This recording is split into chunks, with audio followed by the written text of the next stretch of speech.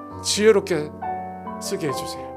이 세상의 지혜가 아니라 정말 하늘의 지혜, 그 하늘의 지혜, 주님 앞에 하나님 내게 맡겨진 이것들 사용할 수 있도록 주님 도와달라고, 주님 도와달라고, 은혜를 달라고, 은혜를 달라고. 우리 주 예수 같이 기도합니다. 주여 할렐루야, 오 할렐루야. 성령님 임하여 주세요. 성령님 임하여 주세요. 아버지 임하여 주세요. 아버지 임하여 주세요. 아버지 임하여 주세요. 아버지 임하여 주세요. 아버지 임하여 주세요. 아버지 임하여 주세요. 아버지 임하여 주세요. 성령님, 성령님 우리에게 임하여 주세요. 성령님 임하여 주세요. 성령님 임하여 주세요. 아버지 이 세상의 어리석은 자가 되게 하시고 하나님께 지혜로운 자가 될 수 있도록 주님 도와주세요. 아버지 잠시 잠깐 사는 이 세상, 아버지 잠시 잠깐 머물게 되는 이 세상, 하나님 아버지 이 세상을 위해 살지 않고 하나님 아버지 하나님 나라를 위해 살고 복음을 위해서 살고 영혼을 위해 살 수 있도록 주님 우리에게 은혜를 주시옵소서. 아버지 눈에 보이는 이 세상, 아버지 단지 짧은 이 순간을 위해 살지 않고 영원한 세계 바라보며 살아갈 수 있도록 아버지 은혜를 주시옵소서. 아버지 이 세대의 아들들이 빛의 자녀들보다 더 지혜롭다고 했습니다. 그들의 얘기를 들으면 이렇게 살아야 될 것 같지만 성경이 말씀하는 진리는 그게 아닙니다. 아버지 이 세상을 위해 살지 않고 하나님 아버지 이 세상의 어리석은 자가 되더라도 하나님께 지혜로운 자가 될 수 있도록 아버지 우리 가운데 은혜를 주세요. 우리 가운데 은혜를 주세요. 우리 가운데 은혜를 주세요. 우리 가운데 은혜를 주세요. 우리 가운데 은혜를 주세요. 우리 가운데 은혜를 주세요. 오 할렐루야. 여러분 우리 몸된 교회를 위해서 기도했으면 좋겠습니다.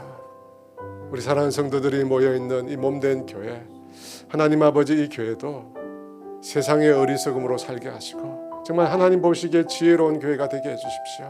이 세상의 것을 쫓아 사는 게 아니라 정말 하나님 것을 쫓아 살아가는 주님의 사람, 주님의 교회가 될 수 있도록 하나님 은혜를 베풀어 달라고. 주님이 이 교회의 주인이 되십니다. 주님이 이 교회의 주인이 되십니다. 주님 우리의 걸음을 인도해 달라고 우리 주여 기도합니다. 주여 할렐루야, 할렐루야. 아버지 말씀 선행 거룩한 영을 아버지 선행 거룩한 영을 아버지 임하여 주세요.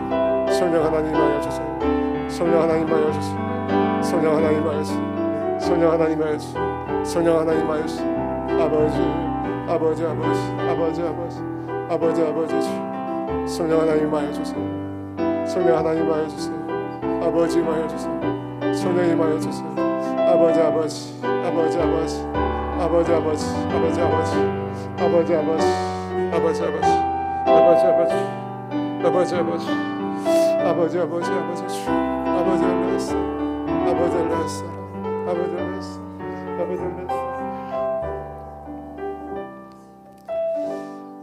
마지막으로 환자들을 위해서 기도했으면 좋겠는데 어제 박장호 권사님이랑 통화를 했습니다.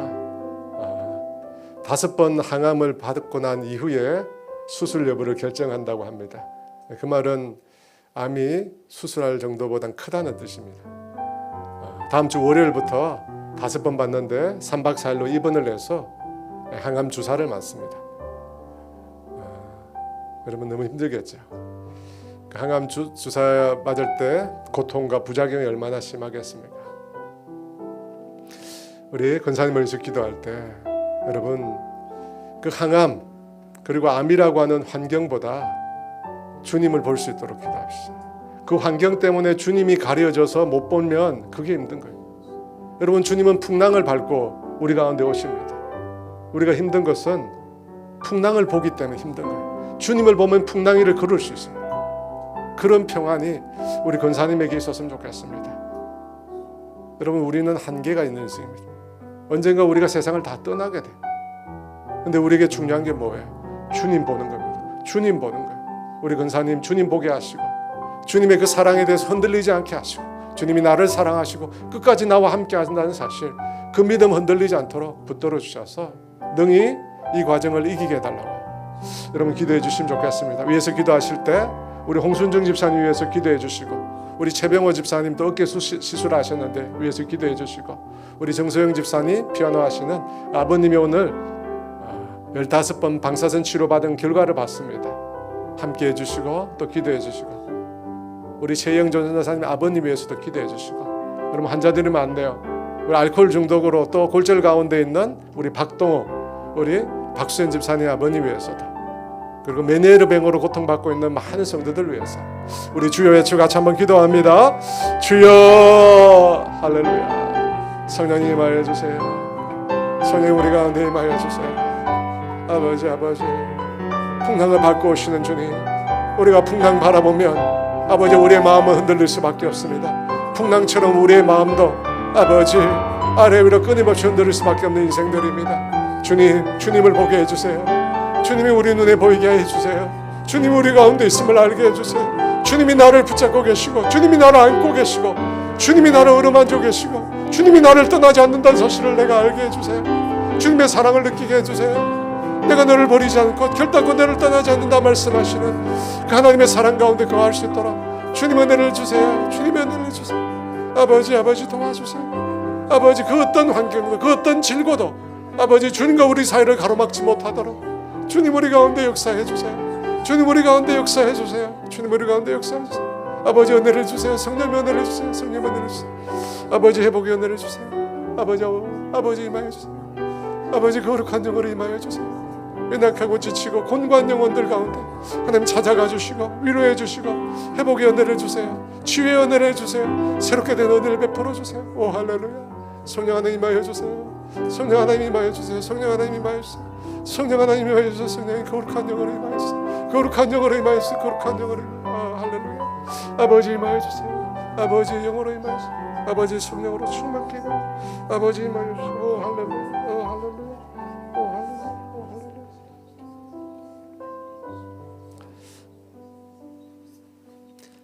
하나님 아버지 우리 가운데 있는 불안한 마음을 제하여 주세요. 주님을 온전히 신뢰하게 도와주세요. 너희가 먼저 그의 나라와 의를 구하라. 그리하면 이 모든 것을 너희에게 더하여 주시리라.